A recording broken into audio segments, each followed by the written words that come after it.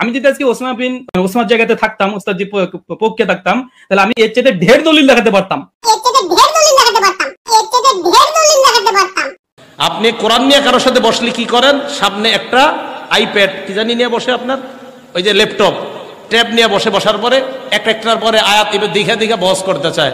আরো অনেক দলিল ছিল, অনেক দলিল, কিন্তু আমার কাছে বৃষ্টিঘাতের পক্ষে আরো অনেক দলিল ছিল, অনেক দলিল, কিন্তু ওস্তাদজি দিতে পারেনি না, দেয়নি না কি আমি বুঝলাম না।